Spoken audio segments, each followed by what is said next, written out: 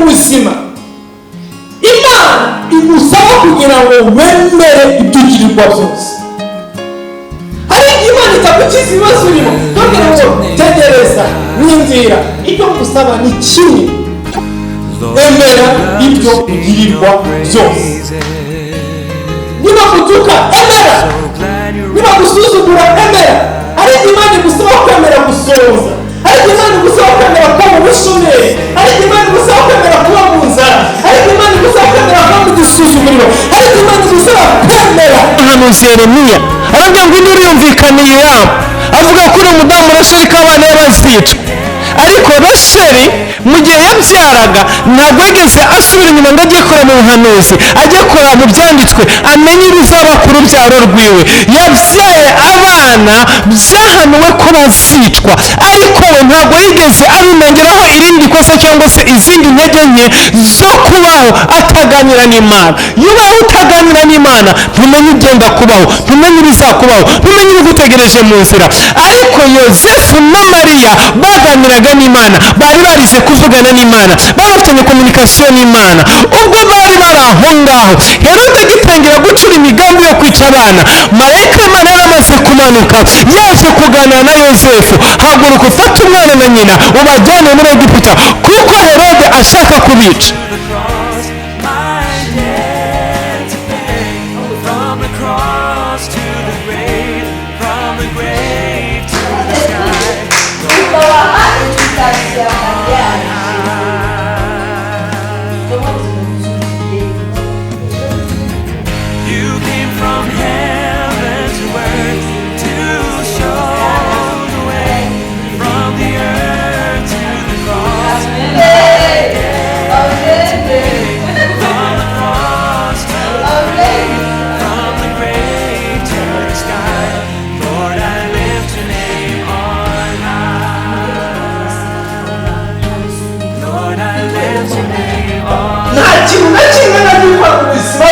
Ubuzima bwawe bwari bwarahagaze, ubwenge bwari bwaragiye, nta bitekerezo bizima yari afite, nta mushinga n'umwe, nta poroje n'imwe, nta mariage yashoboraga gutegura, nta mwana yashoboraga kubyara, nta rugendo yashoboraga gukora, nta nzu yashoboraga kubaka, nta murima yashoboraga guhinga, nta gakondo yashoboraga kugira, ntiyashoboraga gusabana n'Umwuka Wera.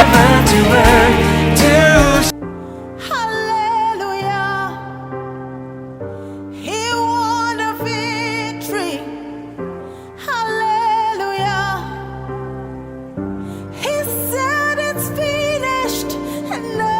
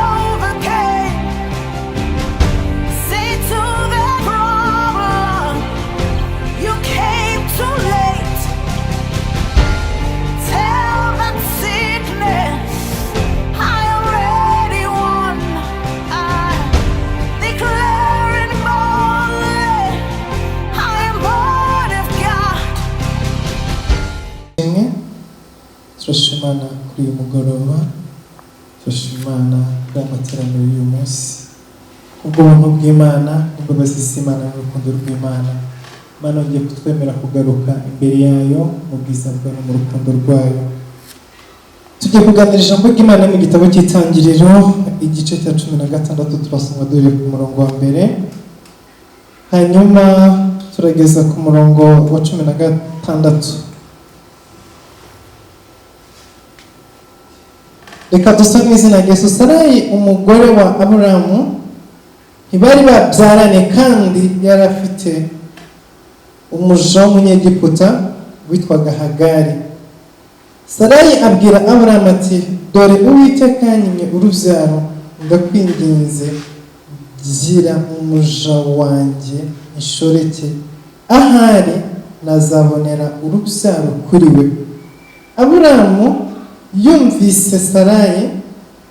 Sarayi, nuko Aburamu amaze imyaka 10 atuye mu gihugu cy'i Kanani, Sarayi umugore we ajyana Hagari umunyegiputakazi umuja we, amushyingira Aburamu umugabo we. Aryamana na Hagari asama inda. Abonye yuko asamye inda, bimusuzuguza nyirabuja. Sarayi abwira Aburamu ati, guhemurwa kwanjye kube kuri wowe, ko nashyingiye umuja wanjye mu gituza cyawe. Maze abonye yuko asamye inda, biramusuzuguza. Uwiteka abe ari we uducira urubanza, wowe nanjye. Aburamu asubiza Sarayi ati, dore umuja wawe, mwitegekere umugire uko ushatse kose. Sarayi amugira nabi, nawe aramuhunga. Marayika w'Uwiteka amubonekera mu butayu, ari hafi y'isoko yo mu nzira ijya ishuri. Aramubaza ati, Hagari muja wa Sarayi, urava he ukajya he? Aramusubiza ati, mpunze mabuja Sarayi. Marayika w'Uwiteka aramubwira ati, subirayo kwa nyokobuja, wemere ibyo akugirira. Marayika w'Uwiteka arongera aramubwira ati, nzagwiza cyane urubyaro rwawe rwo kubarika. Marayika w'Uwiteka arongera aramubwira ati, dore uratwite, uzabyara umuhungu, uzamwite Ishimayeli, kuko Uwiteka yumvise kubabazwa kwawe. Hagati y'abantu azamera nk'imparage, azagira undi muntu wese umubisha we, n'abandi bose bazamugira umubisha wabo. Azatura imbere ya bene se bose. Ahimba Uwiteka bavuganye nawe izina ati, uri Imana ireba. Ati, mbese indeba nayiboneye na hano?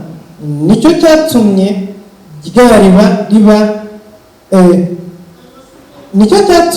ryariba ryitwa iriba rya Lahoyilayi, riri hagati y'Ikadeshi n'i Berida. Aburamu abyarana na Hagari umuhungu. Aburamu yita umuhungu we Hagari yabyaye Ishimayeli. Aburamu yari amaze imyaka 86 avutse ubwo yabyaranaga na Hagari Ishimayeli. Imana ihabwa icyubahiro. Haleluya.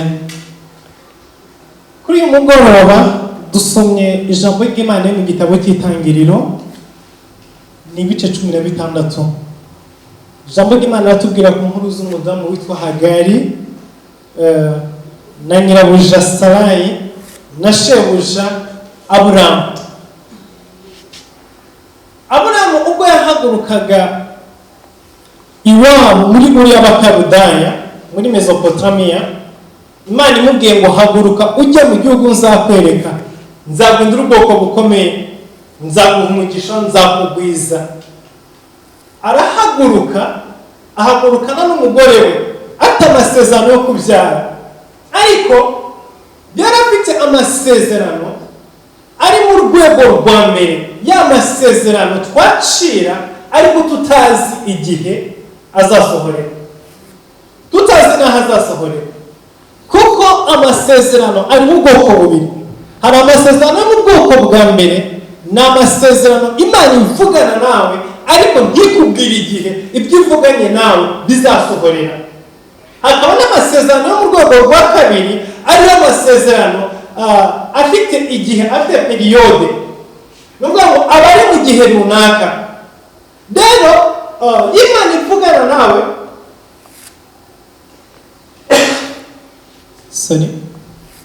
Imana ivugana nawe inshuro nyinshi, bwa mbere ivugana n'Imana ntabwo usobanukirwa, ntabwo umenya igihe ibyo Imana ivuganye nawe bizaberaho.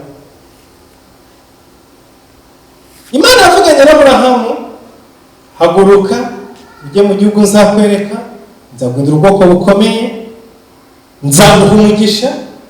Ariko Imana ntiyamubwira ngo ibi nzabikora mu gihe kingana gutya. Nimba ari mu gihe cy'umwaka, nimba ari mu gihe cy'imyaka 2, nimba ari mu gihe cy'imyaka 5, ntabwo yari azi igihe ano masezerano azuzurira. Bwo gusa yari azi ko afite isezerano ariko atazi igihe rizaberamo. Rero iri sezerano riragora, riragerageza, rirarusha. Abantu bafite ubwoko bw'aya masezerano bararuha cyane, barananirwa kubera yuko baba bazi ko ari ikintu kizaba mu buzima bwabo, ariko ntabwo baba bazi igihe bazabonera icyo kintu. Rero iyo bari muri uru rugendo rwo gutegereza igihe amasezerano azasohorera, bahura n'intambara zikomeye cyane, rimwe na rimwe zishobora gutuma batekereza yuko aya masezerano atakinariho. Hari nubwo aya masezerano asoma utakibuka ko Imana yavuganye nawe, ibintu bikaba bigakorwa, Imana bigusezeranije, ariko kuko bimaze igihe kirekire warabitegereje ukibagirwa ko bizanabaho, rimwe na rimwe bikaba utakibuka yuko Imana yavuganye nawe. Niyo mpamvu iyo ari ibintu bikomeye Imana ivugana nawe cyangwa se isezerana nawe, ntabwo ivuga rimwe gusa, ahubwo iragaruka ikongera kukwibutsa, kuko Imana itaje kukwibutsa igihe kiragera ukibagirwa neza burundu. Rero Aburahamu na Sarayi bahaguruka muri Mesopotamiya, bagenda batazi iyo berekeza, bafite amasezerano batazi igihe azasohorera. Bageze ahantu mu nzira cyangwa se igihe kimwe mu buzima bwabo hatera inzara, bahura n'ibibazo bikomeye cyane, biba ngombwa ko bamanuka bajya gushaka ibyo kurya muri Egiputa. Bari mu nzira, Aburahamu abwira Sarayi, arabwira ati mugore wanjye uri mwiza, uteye neza, nitugera muri Egiputa Abanyegiputa ntabwo bubaha Imana ari mu ijuru n'isi. Rero ko tubaha Imana, kugira ngo umuntu atubaha Imana aba ari capable gukora ikintu icyo ari cyo cyose, cyaba cyiza cyaba kibi. Iyo udafite kubaha Imana, iyo udafite gutinya Imana, iyo udafite kumva ijwi ry'Imana, uba ushobora gukora ikintu icyo ari cyo cyose. Ntacyo bitwaye abagabo b'abapagani kwirukana inyuma abagore b'abandi, ntacyo bitwaye abagore b'abapagani kujya gutwara abagabo b'abandi, nta mutima ubacira urubanza. Ibyo rero Aburahamu yari abizi yuko agiye mu gihugu kidafite Imana, kitubaha Imana, kidakorera Imana. Kuba ari mu gihugu kitubaha Imana, kuba ari mu gihugu kidakorera Imana, biroroshye yuko umuntu uwo ari we wese azabona umugore we akamwifuza, hanyuma yamwifuza kugira ngo amubone, akica Aburahamu kugira ngo atware umugore we. Ibyo Aburahamu yari abizi, kuko arazi, yari yaravukiye muri Uri y'Abakaludaya, azi abantu batubaha Imana uko babaho, azi ubuzima babamo, banezezwa no gutwara iby'abandi, banezezwa no, ntabwo banyurwa n'ibyo bafite, baba bashaka n'utundi two ku ruhande, imitima yabo bihangayika ibyo badafite. Ibyo rero Aburahamu yarabizi neza. Hanyuma abwira Sara, aramubwira ngo ineza uzagirira mu buzima, nuko nitugera hano bakakubaza ngo ninde, uzajya uvuga yuko ndi musaza wawe nawe uri mushiki wanjye, kugira ngo ukize ubuzima bwawe. Kuko imbere y'abanyamahanga bazanyica kugira ngo bakuntware. Baramanuka bagera mu gihugu cy'Egiputa. Bageze mu gihugu cy'Egiputa, Abanyegiputa bareba Sarayi baramukunda, bimwe Aburahamu yatekerezaga yibwiraga byari ukuri. Niko byagenze, baramukunda, bamaze kumukunda baramufata kugira ngo bamugire umugore wabo. Baragenda bararana nabo ijoro.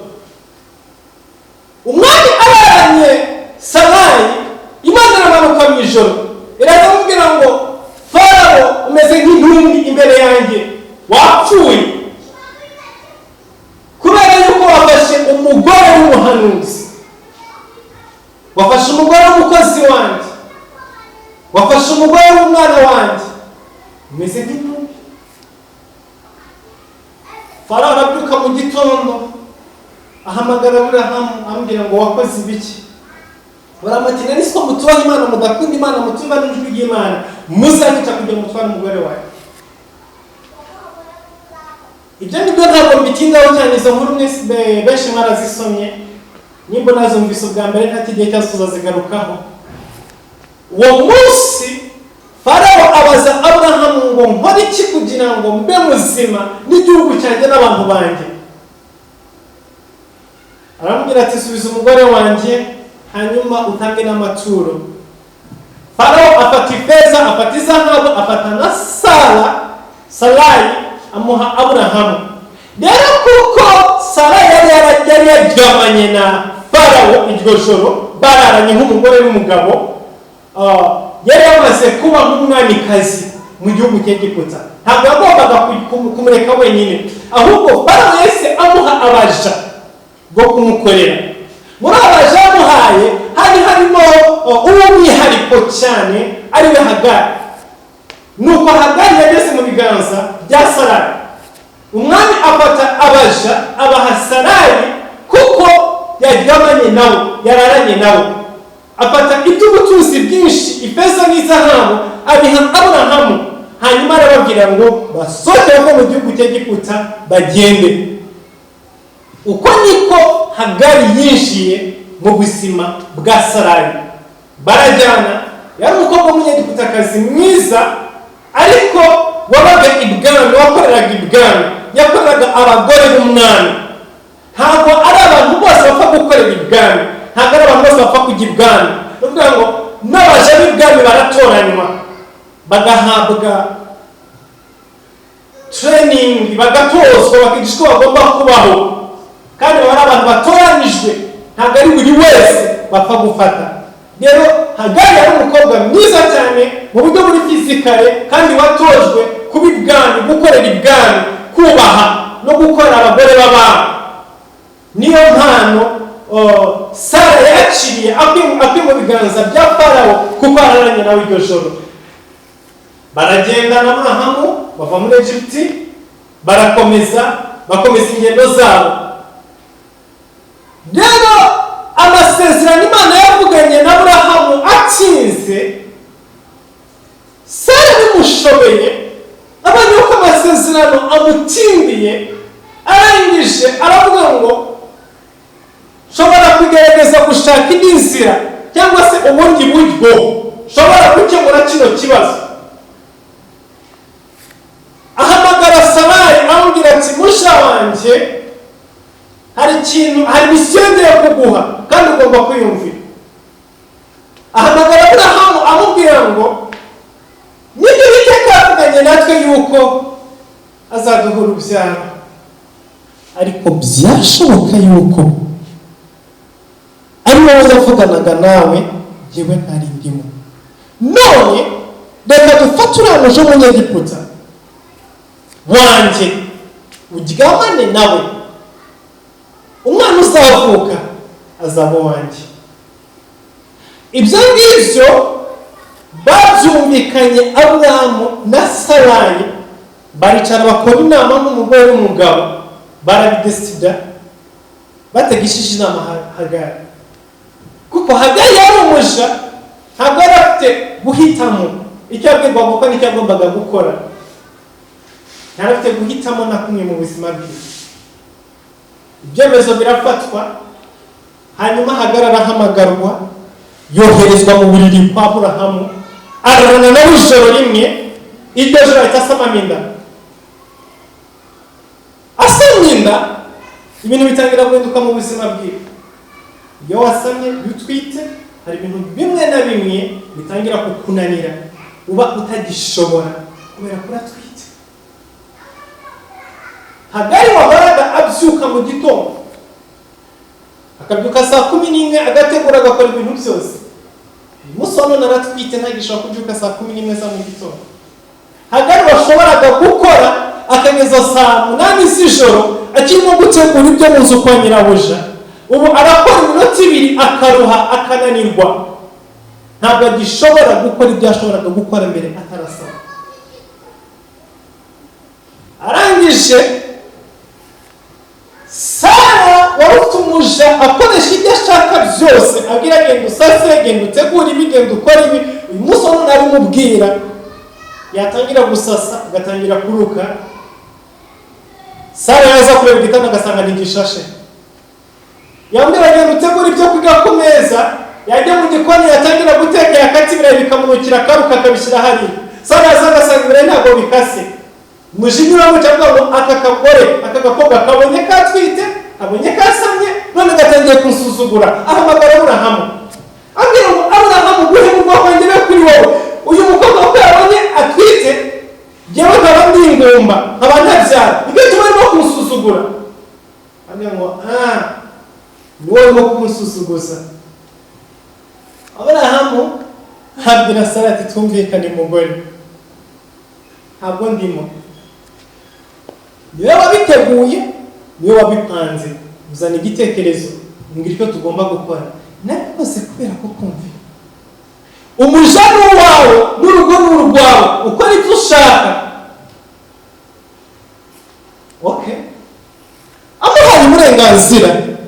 Uwo mwana biravuga ngo Sara atangira kugirira nabi Hagari.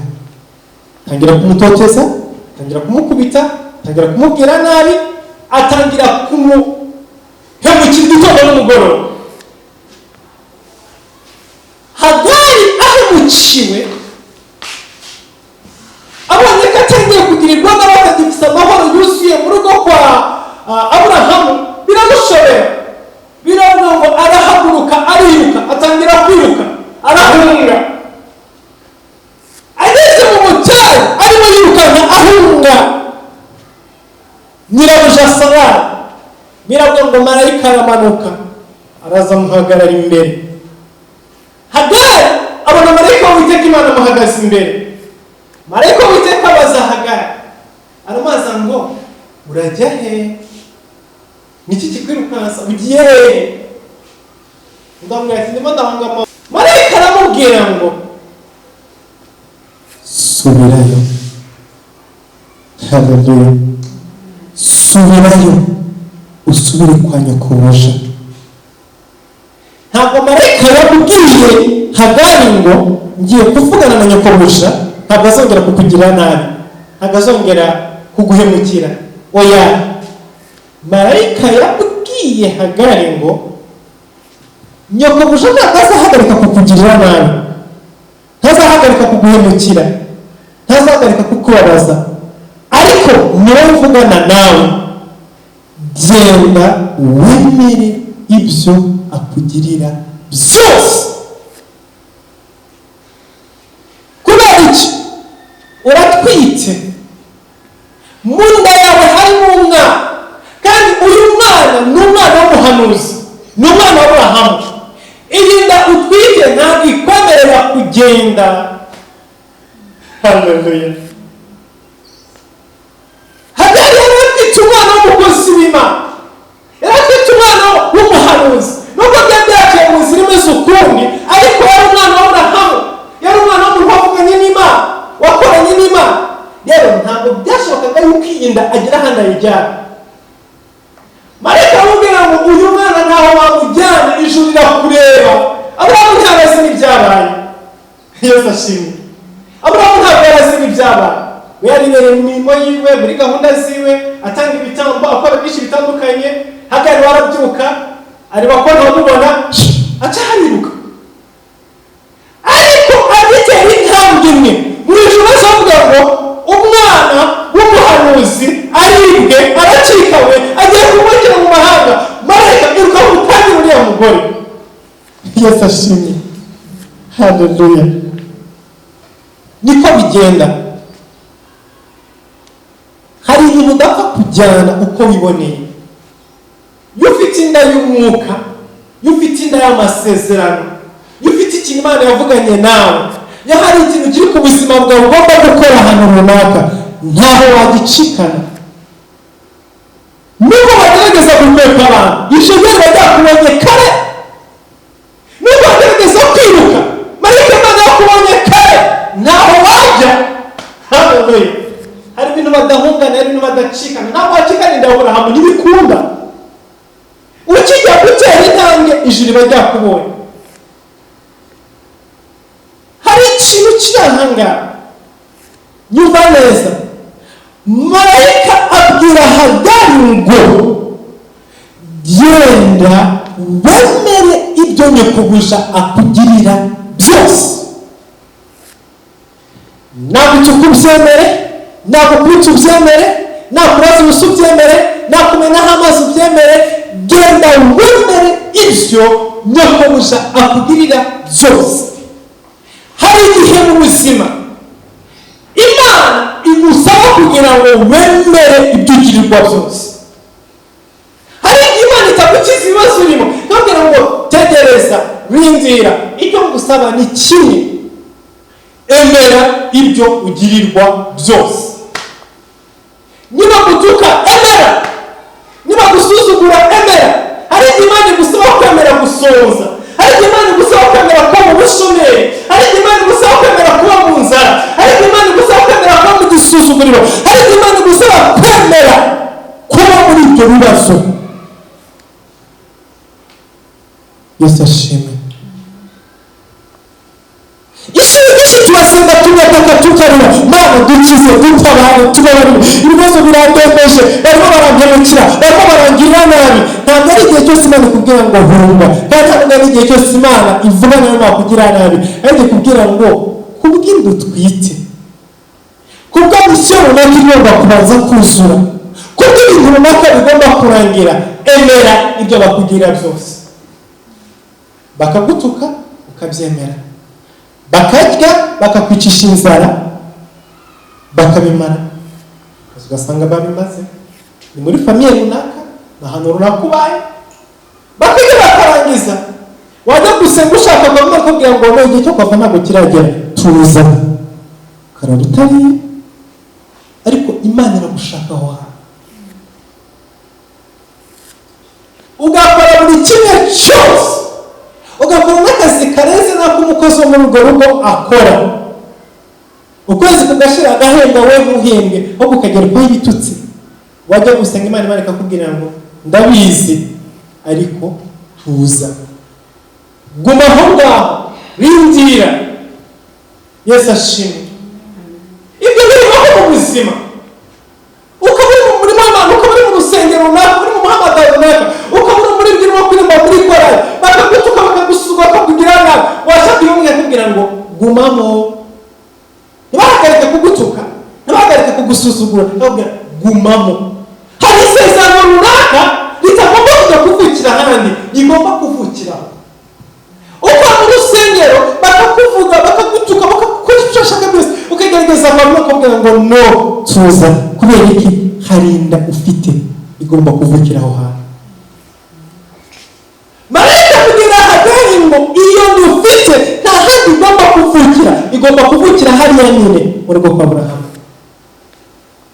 Igomba kuvukira hariya nyine bagusuzugura, igomba kuvukira hariya nyine bagutuka. Tegereza.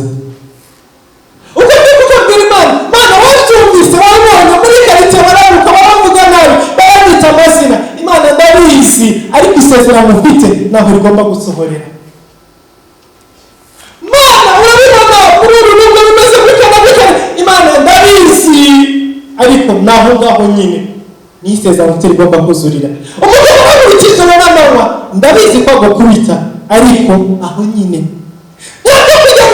ndabizi ko bidahari, emera wicwe n'inzara, ariko isezerano ufite naho rizasohorera. Haleluya. Subirayo pande pasa, subira pasa, asubira kwa Sara. Muri kano kanya sinzi uwo Imana irimo kuvugana nawe, ariko ntabwo ijambo ry'Imana rimanuka ku bw'ubusa. Iteka y'ijambo ry'Imana rimanutse uretse icyo rimanukiye. Hari inda ufite mu buryo runaka, ni inda y'amasezerano mu buryo runaka. Hari umwana agomba kuvuka mu buzima bwawe, byashoboka ko ari uko bigomba gukorwa, byashoboka ko ari amashuri, byashoboka ko ari diplome ugomba kubona, byashoboka ko ari visa ugomba kubona, byashoboka ko hari ikindi kintu runaka kigomba gukorwa, ariko nyine aho ngaho umusuzugurirwa, aho ngaho no gutukirwa, aho no kubwirirwa nabi, n'icyo kintu kigomba kubera, n'iryo sezerano rigomba gusorera, igihe cyose usahava uzaba ushyize isezerano mu bibazo. Imana yitaye ku isezerano riri mu buzima bwawe kurenza ibyo urimo guhura nabyo. Imana yabizi ko Sara atazakwica. Haleluya. Imana yabizi neza ko Sara kuvuga akagusuzugura akagutuka, ariko ntabwo azakwica. Tegereza kugeza igihe umwana azavukira. Hagara asubirayo, Sara aramutuka, aramusuzugura, ariko aho nyine Imana ikibwira Hagari iramubwira ngo utwite inda, iyo nda yawe irimo umwana w'umuhungu, navuka uzamwita Ishimayeli. Arangije arabwirwa ngo hejuru y'ibyo ngibyo azaba umwanzi w'abantu bose. Abantu bose bazamwanga, nawe kandi azatura imbere yabo, ariko azaba ukomeye. Hagari asubirayo, Sara akamutuka akamusuzugura, ntacyo bitwaye, hari icyo afite kandi yamaze kubwirwa, yarasobanuriwe. Biravuga ngo umunsi uragera, reka ngane ku musozo, umunsi uragera Hagari arabyara. Amaze kubyara, ubwo Ishimayeli yari amaze kuvuka, Sara yongera gusuzugura Hagari nk'uko yamusuzuguraga mbere, yongera kumugira nabi nk'uko ashaka kumugira nabi mbere, nk'uko byahoraga, ariko ibihe byari bitandukanye. Haleluya. Kuko Hagari yari yarabyara, bivuga ngo noneho arasezererwa, afata umwana ava mu rugo kwa Sara yerekeza mu butayu. Ageze mu butayu, marayika w'Imana n'ubundi yongera kumanuka ahura nawe mu butayu. Igitangaje ni iki ngiki, yongeye kumubwira ngo subira kwa Sarayi wemere ibyo akugirira. Oya, ahubwo yaramubwiye ngo akira amazi unywe ukomeze urugendo. Iyo hakiri ikintu runaka kigomba gukoreka ahantu runaka, Imana iraguhagarika. Iyo zarangiye wamaze kubyara, ufite Ishimayeli wawe, ufite umwana wawe, ubona uburenganzira bwo kujya aho ariho hose, kuko Imana yavukiye mu rugo kwa Aburahamu, yahawe izina. Ubu igihe kirageze ngo noneho ujye aho ushaka hose. Ntabwo Imana yemera gukomeza gusuzugurwa no gutukwa nk'uko tukwaga mbere, kubera ko ubu isezerano ryawe ryaravutse. Mu maso ya Sara yabonye icyo wari utwite, Aburahamu yabonye umwana wiwe. Ubu rero aho waba hose nta kibazo, ijoro ntabwo rizagutangira, ntabwo rizaguhagarika. Icyo ni cyo nkundira Imana. Kuri uyu mugoroba, muri kano kanya, abarimo kumva ijambo ry'Imana, ndagira ngo nkubwire ngo hari ibihe byo kwemera ibyo ugirirwa, hari n'ibindi bihe byo kutemera ibyo ugirirwa, ahubwo ugira guhitamo kwe mu buzima bwawe. Sinzi ibintu urimo gucamo muri kino gihe, sinzi niba utwite nawe itaravuka ukaba uri mu bihe byo kwemera ibyo ugirirwa. Reka nkubwire ngo usaba Imana iguha imbaraga zo gutegereza kugeza igihe umwana azavukira. Ariko ndabwira ngo niba umwana yaravutse, igihe kirageze ngo agasuzuguro karangira, wemererwe kugira ubuzima bw'icenga, bemererwe kubaho ubundi buzima butandukanye n'ubwabo bwo mu nzu yo kwa Sara. reka ndangize avuga ngo ibihe urimo wareko Uwiteka Imana y'uburuke avugane nawe. Niba ari ibihe byo gusubira kwa Sara, wareko Uwiteka Imana avugane nawe, akumenyeshe, agusobanurire. Niba ari ibihe byo gukomeza urugendo, ukomeza urugendo. Niba ari ibihe byo kuguma kwa Sara, Imana iguha imbaraga zo kwihangana no gukorera imbere ya Sara. Yesu ashimwe. Imana iguha imbaraga n'ubushobozi bwo kwihangana no gukorera imbere ya Sara. Uwo Sara ugutuka, uwo Sara ukugaburira aguciriye mu maso, uwo Sara ukwishyurira inzu akuguze, uwo Sara ukwambika akubwira nawe, ihangane kugeza igihe igomba kuvukira. Si igihe cyo kwifumbura, si igihe cyo kubivamo.